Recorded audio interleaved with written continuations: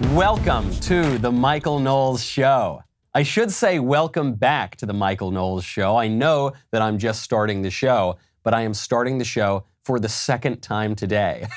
and I am starting the show. I've already got a show that went out. It's already out there in your RSS feeds. But I'm doing the show again because just after my show went out, I get on an airplane. I had a wonderful night last night. I was with the Young America's Foundation in Santa Barbara. Lots of great young conservatives. I was feeling energized about the country. We do the show, talk about all these great Supreme Court decisions that have been coming out this term. And I'm getting on the plane, the show airs, we get this news. Roe versus Wade, Planned Parenthood v. Casey. Two of the worst decisions ever made in the history of the United States. In the case of Roe, probably the single worst Supreme Court decision ever, led to the deaths of 63 million babies in the United States since 1973. Those two egregiously, hideously, constitutionally absurd, morally insane cases overruled. Dobbs versus Jackson Women's Health Organization. I said, when this happened, I'm on the airplane, I see this, I tell the team, we're doing another show today. Get ready, we're doing another one. This is the most surprising, and I would have to say the best political event to occur in this country in my lifetime. Remember this date, June 24th, 2022. One of the most important dates in American history. So the decision comes out. I'm getting ready. I say I've got a little bit of time before I go to the studio. I'm going to read this decision. I assume most of you've been at work all day. You probably haven't had time to read through this 213-page decision. But I think I can sum up this 213-page decision in about 30 seconds to a minute. Here's what happened. You get the decision of the court, 6-3, rules to uphold the Mississippi pro-life law that brought this to the Supreme Court in the first place. So you get the conservatives, and you get John Roberts. John Roberts, the Chief Justice. He's a swing vote. He's supposed to be a conservative, but he's pretty squishy. So you get Alito. You get Thomas. You get Kavanaugh. You get Barrett. You get Gorsuch. You get Chief Justice Roberts. Vote to uphold the Mississippi law. Then the three libs say they're not going to uphold the law. But the decision that everyone's talking about is not the 6-3 decision. It's a 5-4 decision. Because 5 justices, it's the conservatives, no Roberts, vote to go further than just upholding the Mississippi law. They vote to overrule Roe v. Wade and Planned Parenthood v. Casey. So here's what they say. The court majority, written by Sam Alito, basically identical to that leaked draft that we saw some weeks ago. They say the Mississippi law is legit and the Planned Parenthood v. Casey and Roe v. Wade are not legit. Done. Then the libs scream and they say, but we really want abortion. Then Chief Justice Roberts says, in his own opinion, he says, hey guys, look, can we please just not deal with the whole Roe v. Wade thing right now? Can we maybe take that up at a later date? Let's not talk about that. Then the court majority says, nope, sorry, Chief Justice Roberts, we are talking about that. Then enters Brett Kavanaugh in his own concurring opinion, and he says, yep, I totally agree with the court majority, but I want to be really, really clear here. The court has basically nothing to say about abortion.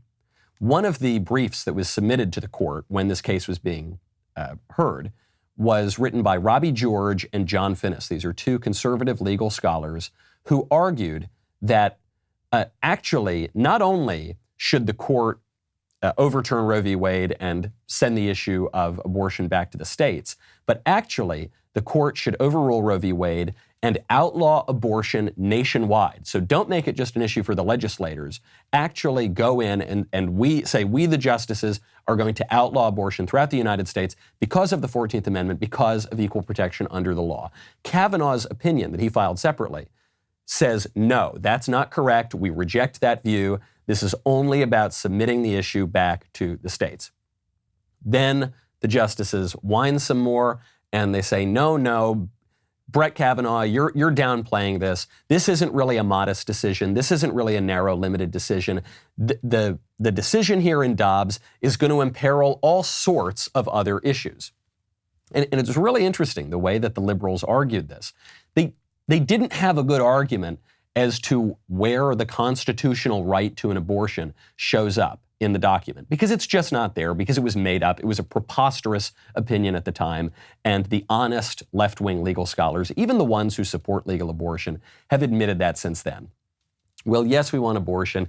Maybe we should even uphold Roe because it's been on the books a long time, but it's not a well-argued case. Frankly, even Planned Parenthood v. Casey, which reaffirmed the quote-unquote right to an abortion, actually overruled parts of Roe v. Wade because Roe v. Wade was a ridiculous decision. So the libs are arguing here with Kavanaugh and with the majority on the court, and they're saying, you're downplaying this. You're saying this is really narrowly tailored, and we're not going to really make a good argument for abortion here, but we're going to scare all the other Americans and say, well, if we allow the court to overrule Roe v. Wade, they might overrule the Griswold case which found a constitutional right to condoms. This might overrule Lawrence v. Texas, which found a constitutional right to gay sex. This might overrule Obergefell v. Hodges, which found a brand new definition of marriage that has never existed anywhere in all of human history until Anthony Kennedy, the romantic poet of the Supreme Court, decided to find one somewhere in the emanations and the penumbras and whatever bottom of the bong he was smoking at that time. And so that was the argument from the liberals. They said, look, guys, even if you don't think the abortion argument is very strong, what about all these other things? The conservatives are coming for your condoms and your gay stuff. And the majority on the court said, no, we're not doing that at all. But then in comes Clarence Thomas. And Clarence Thomas has his own concurring opinion. And he says, yeah, well, but actually, maybe we should come for those things. and it's frankly the most interesting part of this opinion. The most interesting part of this ruling is that Clarence Thomas concurring opinion, because it's the most ambitious. It goes the furthest. It doesn't say we're just going to stop here with Roe v. Wade, with Planned Parenthood v. Casey sending abortion back to the states. It says, no, we're going to undo a whole lot of other liberal jurisprudence. Clarence Thomas wanted to go further. There was this question when the leaked draft came out, and the draft was written by Sam Alito. A lot of conservatives were wondering, hey, wait a second, why isn't Clarence Thomas the one writing this opinion? We know that Clarence Thomas hates Roe and Casey. We know that Clarence Thomas hates abortion. He's the senior-most judge on the court. So why isn't he the one writing it? Now we see why. Because Clarence Thomas wanted to go further than the court did. Clarence Thomas took issue with what is called substantive due process. Substantive due process is this invention by liberals on the court to find a constitutional right to all sorts of things that they want that don't actually appear in the Constitution. And so you have an interesting little contradiction here from some of the conservatives, which is the liberals have no argument whatsoever to defend abortion in the Constitution. So they're just fear-mongering about all these other stupid court decisions that they think that people like and they think will scare people into voting for Democrats in the midterms. Then you've got some conservative legal scholars and some conservatives on the court saying, no, those things aren't threatened at all. But then you've got Clarence Thomas, who I think is making the more honest argument. And he's saying, no, those things actually probably should be threatened. You're right, they're not threatened in this opinion of the court, but perhaps they should be. And of course they should be. In something like Griswold, the Griswold case, the court finds a constitutional right to condoms. Maybe you like condoms. Maybe you think condoms should be legal. I strongly suspect that the vast majority of Americans, if asked their opinion on condoms, would vote to have legal condoms. But does anyone really believe condoms are in the Constitution? Show me the condom clause of the Constitution. I don't see it. Listen, I didn't go to a fancy law school, but I just don't see it. How about gay sexual behavior? Lawrence v. Texas discovers a constitutional right to gay sexual behavior. Gay sexual behavior has broadly been tolerated throughout most of American history. It's been against the law in certain parts of the country, and those laws have remained on the books, though they rarely were enforced. And maybe you think that gay sexual behavior is totally fine. Maybe you think homosexual sodomy, totally a fine thing. I bet if you put it up to a vote with the vast majority of Americans, they'd vote to have it be legal. Where is the sodomy clause of the Constitution? Can you find it for me? Do I need to get a magnifying glass out to look just beneath the emanations and just over the penumbras of the special mystery of life clauses? Because I don't see it. It's just not there. How about Obergefell? Are you seriously going to tell me that the framers of the Constitution believed that they were redefining marriage to an extent that had never been probably even imagined in human history, to say that sexual difference has nothing to do with marriage? And then that true definition of marriage, that marriage can be between a man and a woman, or a man and a man, or a woman and a woman, that just lay dormant, lay hidden for all of American history until about 7 or 8 years ago, when Anthony Kennedy, in his insight and wisdom, discovered it there. You're really going to tell me that? If you put it up for a vote today, I don't know what would happen actually on marriage. Every time that gay marriage, quote unquote, was put up for a vote, it was shot down. Even in California, it was shot down. So I don't know, if you put it up for a vote, maybe it wouldn't get shut down. But today, I suspect it probably would be upheld. But regardless of your views on marriage, show me that definition in the Constitution. You're not going to find that there. And so the liberals do have a point. The liberals do have a point.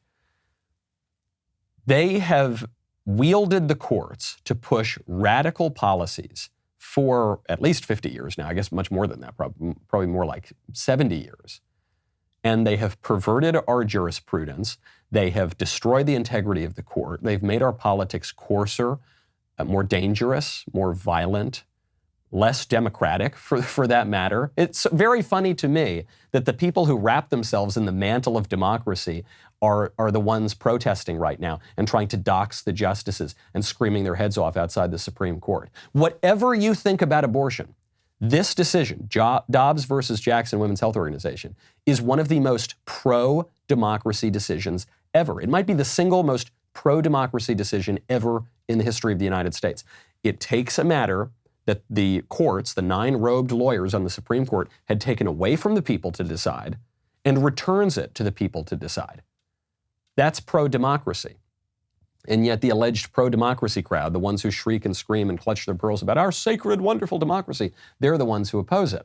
We have a whole lot to say, obviously, about this decision itself. You almost couldn't wish for a better decision, given the political realities that we are living in right now. Just an absolutely magnificent ruling. We have to talk about the politics of this, of course, as well. It's primarily about bioethics and these babies that are now going to live because of the courage of these justices and frankly, the courage of Mitch McConnell and the courage of Donald Trump and the political ability of them to get all of this through, and the courage of people to vote for these guys and stand up and really fight back in our political order. That's the most important thing. Then there's, of course, the legal question, the constitutional question. Then there's a political question. What does this mean? We are in an election year right now. We are in the heat of the midterm elections. What is this historic ruling going to mean for November? Here to help me discuss is the great Molly Hemingway, editor-in-chief of The Federalist, senior journalism fellow at Hillsdale, and a Fox News contributor. Molly, thank you for being here. It is great to be here with you, Michael. It is truly great. This ruling came out when I was on an airplane. I haven't slept probably in a week. I've been on the road doing all sorts of, we'd already put my show out today. I said, I don't care. Get me some coffee, clear the schedule. This might be, this is the greatest day for American politics in my lifetime. It is easily the greatest day for so many people who survived this regime of Roe v. Wade. Most of us were born after it was implemented. That we survived is a wonderful gift, first off. But it also speaks to how much work went into this from so many different people. The conservative judicial movement, the people who decided to focus on electing senators who would approve good nominees, the decision to actually support Donald Trump, which wasn't easy for a lot of people, and the pro-life movement got behind him when he said he would nominate good justices, and he did. And, the people who voted for him, and it's just a major day of vindication. There was a lot of failure leading up to this moment. A lot of failures by Republican presidents, but this finally succeeded, this approach, and it's really impressive, and a lot of people that you have to thank for it. There are, and it's especially true of the conservative legal movement, and it's especially true of Trump. Past Republican presidents have always been a mixed bag at best when it comes to the judges. And then in walks Donald Trump, and everyone says the guy's a big buffoon, he's a total rube, he doesn't know anything about politics. There's no way that he's going to give us the sort of victories that we want, especially this one, the kind of holy grail of a constitutional case. And then Trump is 3-for-3, and that's the margin of victory there. Donald Trump, obviously, has already come out and said, promises made, promises kept. We did it, guys. Wonderful decision. Molly, how do you think this plays politically in November? Well, it's interesting because even as recently as maybe 12 years ago, this was the type of issue that Democrats would use to really orchestrate a media hysteria campaign. We saw that in what was called the War on Women. It was an actual Democrat plot to turn Colorado blue and other states. But something has changed in that meantime. One, the country has gotten even more pro-life than it was before, and this decision is frankly very moderate. It's not banning abortion, even as much as pro-life people would love for there to be a protection of all human life. It is pretty much where the American people are, which is they generally oppose abortion, but also generally want it legal at some point. And that's what this type of ruling allows. But there's also the failure of the media. They became such propagandists that no longer are they able to run this type of hysteria campaign and propaganda campaign with the same effect. And so Democrats really tried to make this an issue last year in Virginia in the gubernatorial race. It was basically an abortion race that they tried to make it. And you might remember Glenn Youngkin won despite the Democrats trying to make that the signature issue. So do you have any sense, moving from the politics of the ballot box in November to the politics of the court, why did the Chief Justice not go all the way here? You had a 6-3 ruling on the Mississippi pro-life law, clear as day, upholding the law. But then Roberts won't go all the way. In Roberts' opinion, he says, look, guys, I'm fine with the pro-life law, but can't we kind of punt this Roe v. Wade issue down the road? Do we really have to deal with this now? And the court says, yes, we do. So it ends up being a 5-4 decision on overruling Roe. What was the argument here? If the argument was to uphold the integrity of the court, wouldn't a 6-3 decision do much more good for the integrity of the court than this kind of confusing breakdown we have now? So I first want to mention that I wrote with Carrie Severino a book on the Kavanaugh confirmation. An excellent book on the Kavanaugh confirmation. Thank you. And it kind of gets into some of these discussions about what Roberts was doing and how he's, ruled in different cases. I don't think he makes a lot of sense here. I mean, one of the things that's interesting about Alito's opinion here or decision today, he talks about how they tried to rescue Roe, which everyone agrees was just like the worst legal decision in the history of the court, by sort of rewriting it in Casey. And they thought that maybe it would make it so that it wouldn't be such a contentious issue. And of course, all that happened was their new standards of how to handle abortion jurisprudence just led to even more cases and more confusion. Right. And so Roberts today says, oh, he's fine with the Dobbs. He's fine with Dobbs. He's fine with the state limiting abortion in Mississippi. He just doesn't want to get rid of Roe, or like this idea that you could somehow come up with some new test that would make the court into this legislature. And it just doesn't really make sense. It doesn't make sense. Unfortunately for Roberts, unfortunately for the liberals, fortunately for justice and the American jurisprudential tradition and the Constitution and the babies, it doesn't make sense. And those cases collapsed under the weight of their own incoherence and because of the courage of these conservatives. Molly, thank you so much for being here. Molly Hemingway, everyone go follow her. She's so wonderful. I didn't expect it to happen. I've never expected it to happen in my life.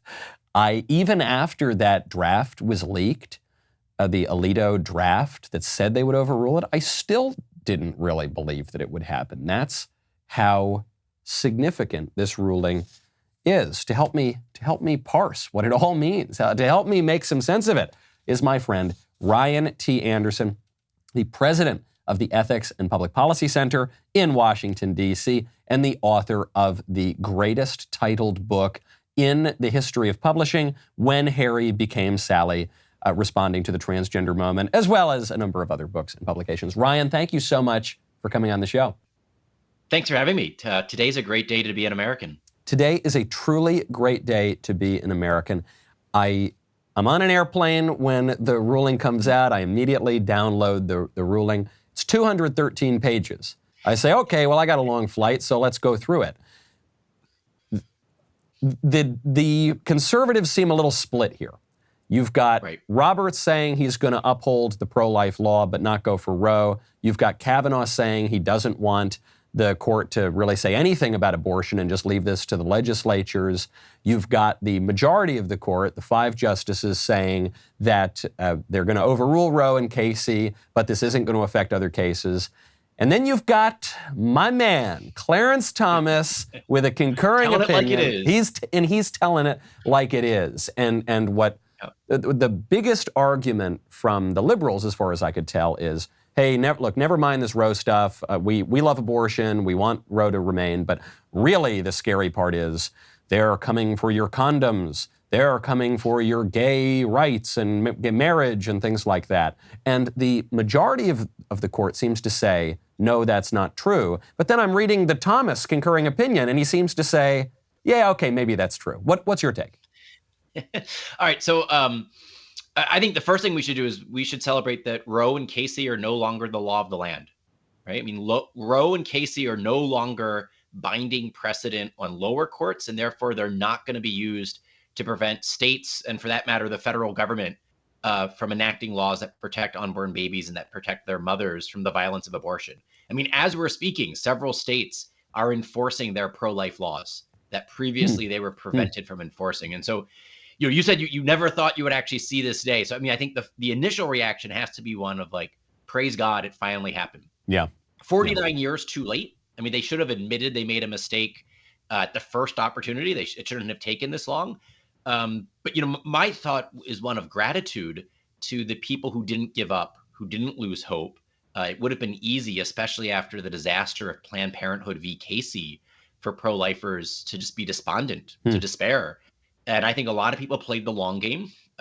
They worked through the system non-violently. I mean, it's unlike what we're seeing with Jane's Revenge tonight. It's unlike what we've seen with the firebombing of pregnancy resource clinics. People who worked through the process, they won elections. They got presidents to commit to appointing constitutionalists to the bench, and then they brought the case, and they argued the case, and they made the case, and we won, and we should celebrate that. So, I mean, that's my initial reaction. We had 5 justices say Roe and Casey are no more.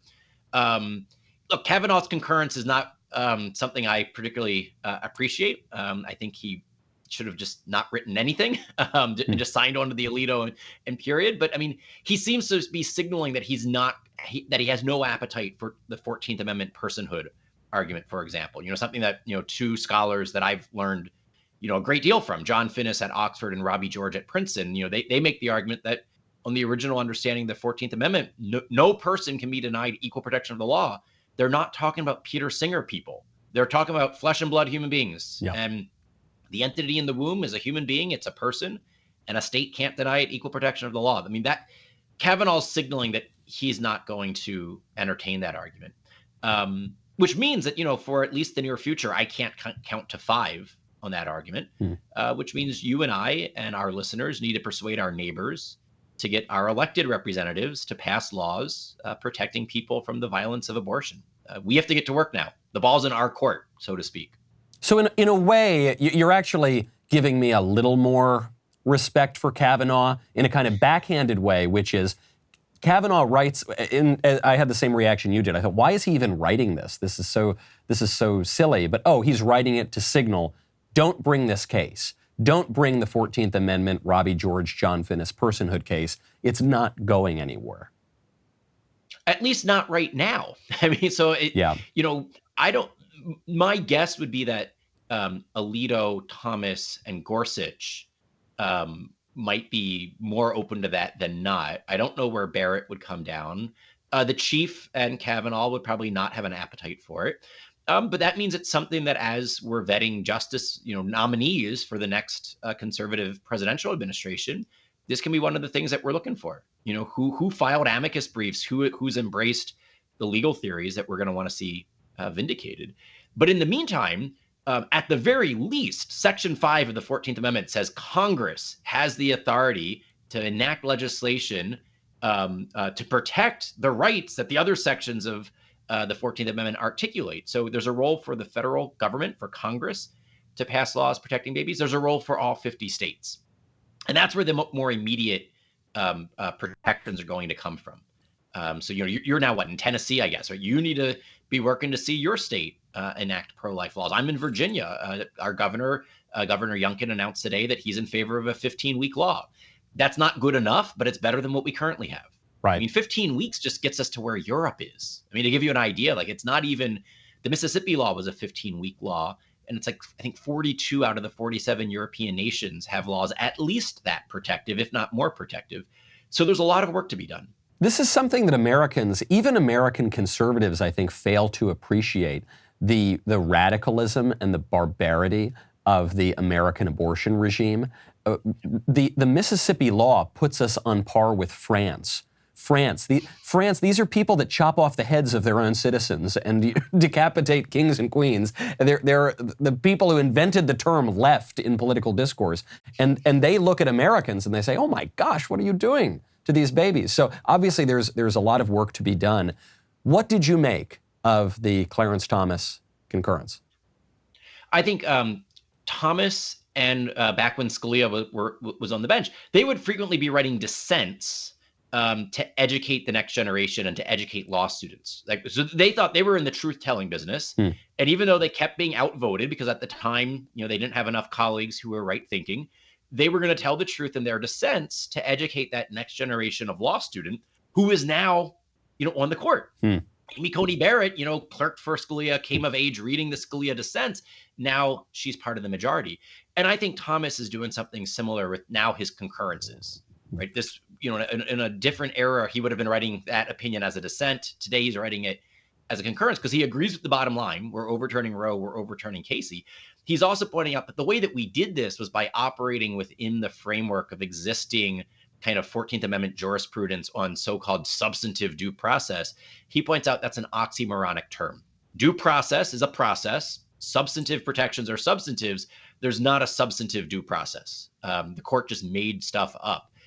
Alito did what he had to do to get 5 votes, right? And so, Thomas didn't get anyone to join his concurrence, which, shows you, where people are on the court right now. Alito wrote what he had to write, and he wrote what he had to write in order to get 5 votes. And I think that's, working within settled kind of, for the moment, jurisprudence to get to the right outcome. That's what you have to do to be prudent, to be a statesman. And we should share that. They were intimidated. Kavanaugh had a death threat, an active assassination attempt. They could have caved.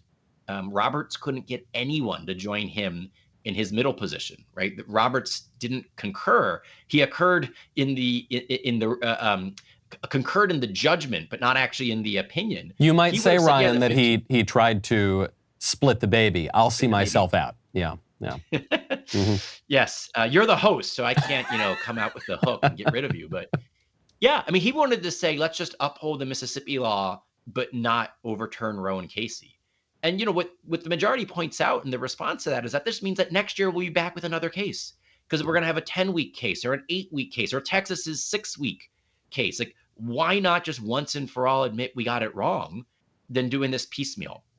So I don't see any prudence in what Roberts wrote as his concurring in the judgment opinion. It did leave me scratching my head. It did leave me because I felt it wasn't persuasive. It didn't make a lot of sense. And I felt it didn't even do that thing that Roberts is always so concerned with doing, which is protecting the integrity and stability of the court. I thought really in many ways leaving the overruling of Roe as a 5-4 decision, it kind of undercut that. So I don't really know what he was thinking. I share your bemusement at his opinion. What do you make of the liberals? I tried to read the liberals' dissent as charitably as I could, and I thought it was embarrassing, particularly compared to Alito's opinion of the court and Thomas's concurrence. I thought it was just frivolous and a sort of silly dissent. I mean, you would call it sophomoric, but I think that would be an insult to sophomores. I mean, this is like literally we're just going to repeat a bunch of mantras that, liberal jurists have been telling ourselves for 50 years without actually addressing any of the counter arguments that the other side has been advancing. And so anyone who knows anything about this area of the law, anyone who's read Alito's opinion, and then you read the dissent, you're like, we're just living in different universes. Yeah. You're not actually talking about the Constitution. You're just you keep citing other court rulings. Saying, well, that's justification for this. So this bad court ruling plus that bad court ruling plus that bad court ruling justifies this other bad court ruling. And then nowhere do they wrestle with the question of, what's the competing interest here? They talk about female autonomy. They talk about liberty. They talk about privacy. Well, what value does the child who is killed has? Right? What value? What value are you assigning there? And how do you think it is that you as judges or the Constitution as a document settles that balancing? And this is Kavanaugh's point where he says, I just think the Constitution's silent on this. That's a more respectable position than the argument of the three dissenters, where it's just that, these vague notions of privacy and autonomy somehow justify lethal violence in the womb.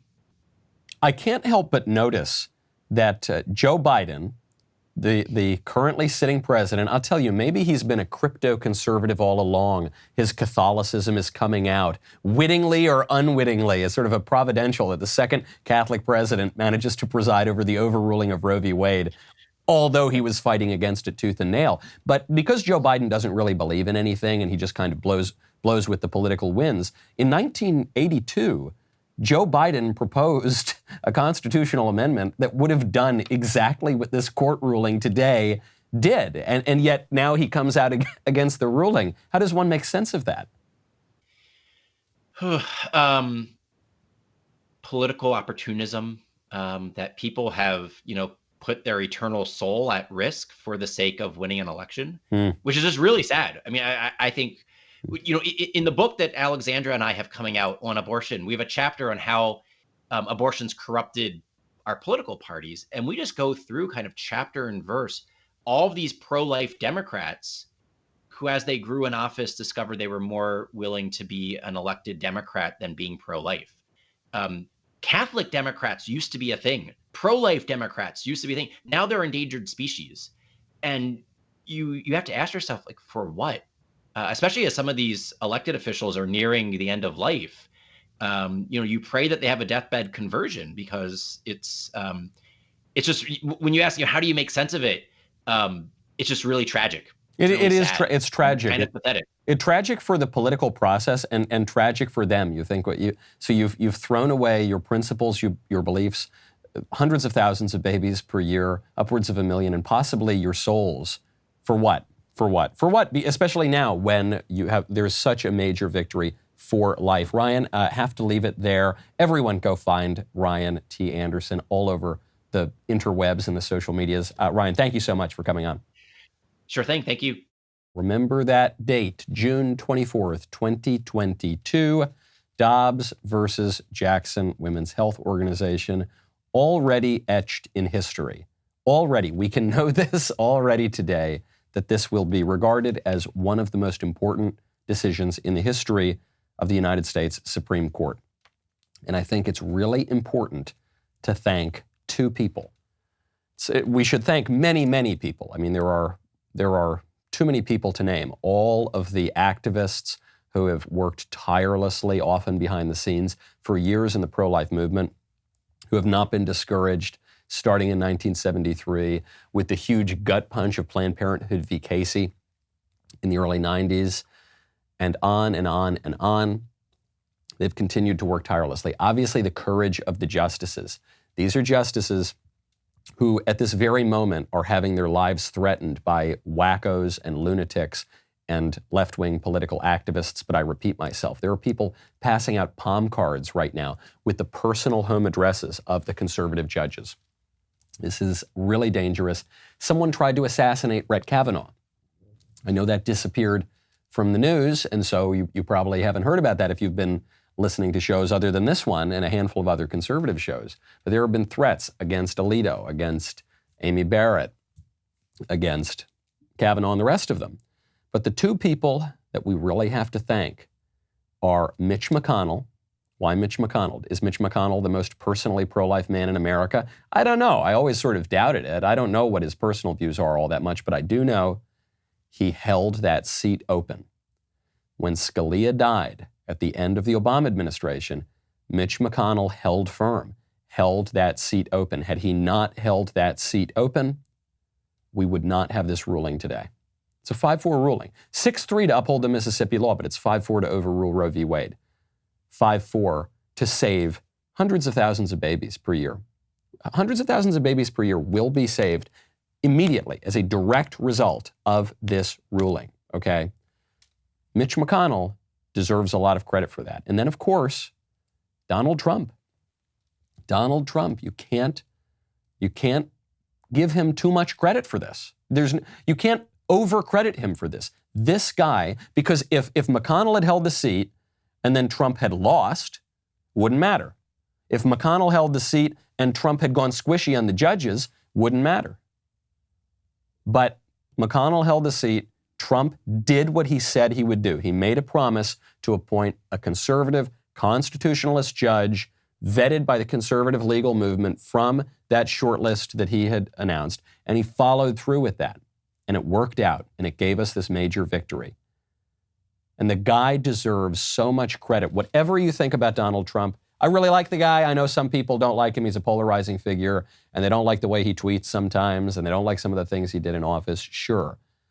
With this ruling, Donald Trump has become, no matter what else he did in his presidency, he has become one of the greatest and most significant presidents in American history. That's done. That's over now. His name is etched in the history books as one of the greatest presidents because of the importance of this ruling. Today, there were children scheduled to die in Louisiana, in Kentucky, in Texas, in Missouri, elsewhere as well. Liberal journalists are tweeting this out, pulling their hair out of their head. They say, oh no, now abortion is illegal in these states. What does that mean?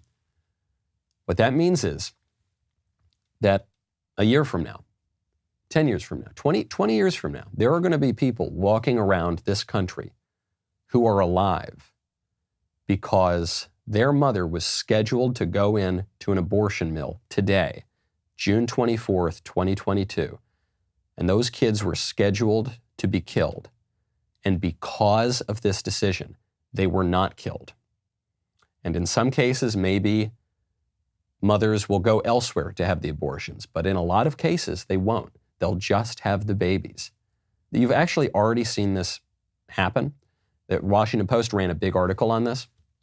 A young lady who found out she was pregnant, but then it was right before an abortion ban went into effect, and it was too late, and the girl gave birth to these twins. And the article, I guess, was supposed to be upset about this. I guess it was supposed to tug on our heartstrings and make us think that it would be better if she had killed the babies. But I'm not so sure. Maybe there was a secret conservative, a secret pro-lifer at the Washington Post, because it showed a picture of the babies. And at the very end, the young lady said, oh, now, seeing my babies, loving my babies, oh my gosh, they're the greatest thing in the world. Could you imagine it'd be so terrible if I had killed them through abortion? Those babies are alive because of that law. There will be lots and lots of human beings, people that you meet, people that you work with, people that run for office, people in this country who are alive because this happened on this day. 850,000 some odd babies are killed every year through abortion.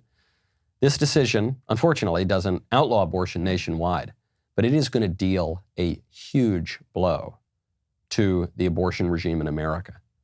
And hundreds of thousands of babies per year will live because of this decision. It's astounding. It's certainly astounding enough that it would make me want to go out and do a second show today. And it makes me want to celebrate even more. And I think we should all celebrate. We should give thanks to God, and we should pray, and we should hug our loved ones, and we should really have a moment of gratitude and joy.